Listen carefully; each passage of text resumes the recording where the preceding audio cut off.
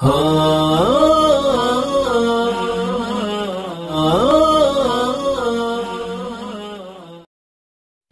tadi setelah dunia itu ada alam apa? Kubur. Sebelum pindah ke akhirat, pertengahannya ada alam kubur. Nih lihat sini nih. Kalau orang sudah selesai di alam ini, maka Allah wafatkan. Kullu nafsin dha'iqatul maut. Setiap yang punya jiwa akan kedatangan maut. Siapa yang bawa maut? Namanya malakul maut. Kalau malakul maut sudah bawa maut, maka dia mulai mewafatkan sampai meninggalkan dunia ini. Apa dalilnya Ustaz? Quran surah 32 ayat yang ke-11, paling kanan sebelah bawah.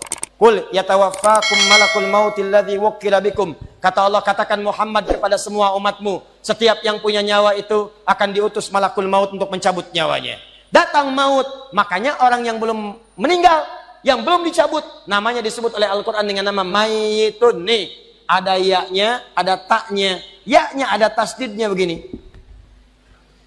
Mayit. Kalau ada tasdid, berarti artinya CM, calon meninggal. Di antum jangan tersinggung kalau dikatakan mayit ya. Iya. Sama dengan Ustaz. Iya. Innaka mayyitun wa innakum mayyitun. Engkau mayit, mereka pun mayit. Engkau akan wafat, mereka pun wafat. Cuman Allah membedakan waktu-waktu wafatnya. Barangkali tidak sama semuanya. Bisa antum duluan, saya belakangan, mungkin. Atau mungkin juga ditukar, jangan salah, bisa ditukar. Saya belakangan, antum duluan, bisa. Gak ada bedanya Ustadz. Ya sudah, saya duluan, bisa setelah antum. Nah, dipakai tasdid. Kalau datang maut, maut datang. Maut lewat malakul maut. Maut ini mengambil nafas, diambil tasdidnya nih, ambil ke atas. Begitu diambil, qul yatawaffakum malakul mautil ladzi wukkila bikum. Kullu nafsin dha'iqatul. Ya ayyatuhan nafsul mutmainnah, sesuatu yang tenang. Dalam bahasa Arab disebut dengan sukun. Sukun itu tenang. Alamatnya sukun bulat. Bulat ini kalau bulat dalam ilmu loghah, bulat jadinya, hilang tasdidnya. Maka kalau mayit itu artinya nyawanya sudah tidak ada. Mayitun masih ada nyawa, diambil malakul maut jadi mayitun. Nih, alam kubur. Begitu pindah ke sini, datang malakul maut, dicabut nyawanya, maka diwafatkan, ditinggalkan dunia ini. Maka orang mengatakan telah meninggal dunia. Artinya apa? Ditinggalkan dunianya. Lihat sini, fokus. Karena alam kubur beda sifatnya dengan dunia, lain tempatnya, lain keadaannya, maka lain pula bekalnya. Jangankan alam kubur, beda tempat di dunia saja sudah beda keadaannya. Anda orang Indonesia ingin datang ke Malaysia, kalau bekalnya tidak ada Anda bawa, tidak akan mungkin Anda bisa masuk. Apa di antara bekalnya? Ada paspor yang mesti distempel begitu masuk imigrasi. Pergi lebih jauh lagi, misalnya saya pengen ke Australia, maka Anda harus ngajukan untuk mendapatkan visa. Lebih jauh ke Amerika, visanya bisa lebih sulit lagi. Maka bagaimana dengan alam kubur yang sifat keadaannya beda dengan dunia? Makanya bekalnya pun tidak akan sama. Jadi kalau Anda cuma mengumpulkan bekal dunia, maka semua bekal itu akan ditinggalkan saat di dunia. Maka orang mengatakan meninggal dunia, maksudnya meninggalkan dunia dengan semua bekalnya. Nih, maaf ya, jam dunia, baju dunia, handphone dunia, gelas dunia. Jadi semua yang kita dapatkan di dunia, rumah yang luaskah, mobil yang mewahkah, pakaian yang glamourkah, kalau sudah meninggalkan semua alam dunia itu, maka hilanglah semua yang kita kenakan. Habis semua kita tinggalkan. Walaupun Anda koleksi yang bagus-bagus, tetap tidak akan pernah dibawa. Jangankan Anda, yang mengantarkan saja tidak akan menyertakan. Silahkan cek. Anda punya koleksi mobil paling bagus, apakah saat wafat dikuburkan dengan mobilnya? Tidak. Anda punya handphone paling mewah, kenangan tingkat tinggi. Di handphone itu suka dipakai bikin status tentang hadis, tentang ayat, tentang tafsir. Tiba-tiba ketika akan wafat, Anda wasiat kepada istri Anda tercinta. Mama, ini handphone kesayangan Papa. Handphone bekal ibadah. Tolong kalau meninggal, kuburkan dengan handphonenya. Kalau Mama kangen, miss call aja. Mustahil. Tuh air, mereknya Bengkulu Fillah.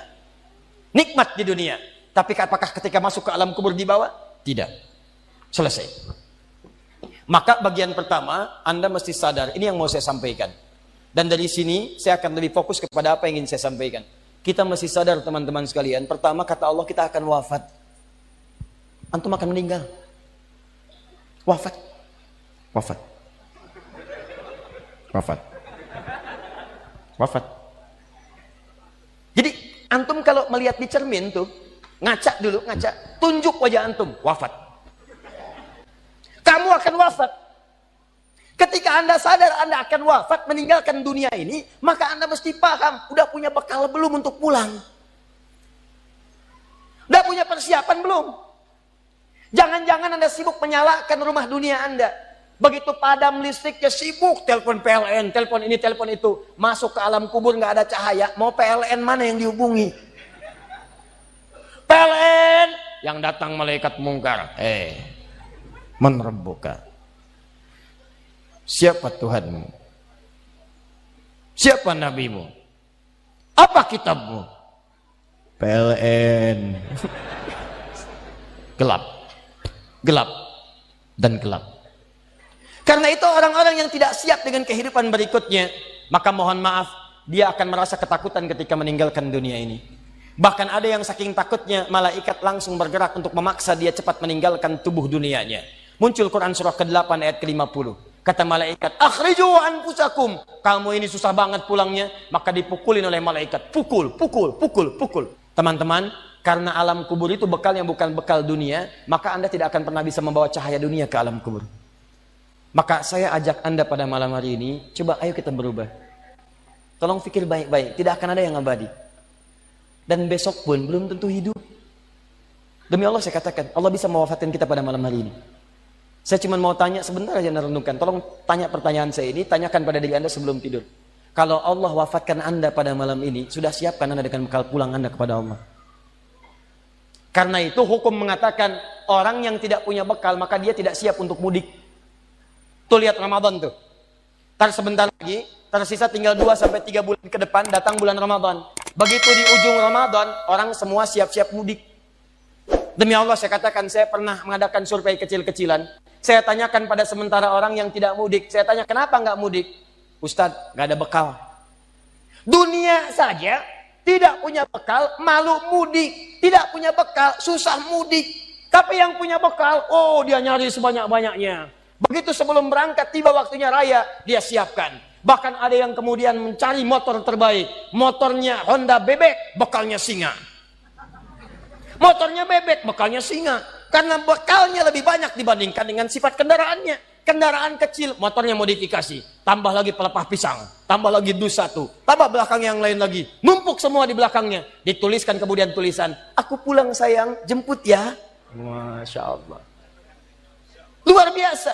Kenapa? Karena tahu dia punya bekal untuk pulang. Dan yang dikunjungi pun dihubungi terlebih dahulu. Aku mau pulang. Maka yang di sana menyiapkan segala perlengkapan untuk menyambut yang pulang. Silahkan cek. Begitu tahu akan ada yang pulang mudik, maka rumah dicet. Makanan diada-adakan. Semua dimunculkan. Bahkan yang tidak ada pun menjadi ada. Cuma setahun sekali. Luarnya kongwan, dalamnya rangginang. Idul Fitri. Anda pun begitu. Jadi kalau dunia saja punya sifat mudik, maka akhirat pun demikian. Orang-orang yang punya petaknya cuma dunia saja, maka selesai hidupnya di sini.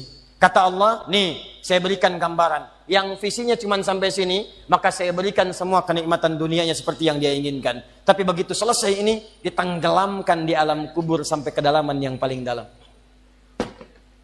Turun ancaman. Allah tidak menginginkan semua manusia larut di sini.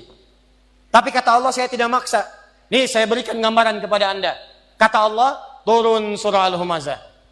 Wailul likulli humazatin alladzi jama'a malahu yahsabu anna malahu akhlada.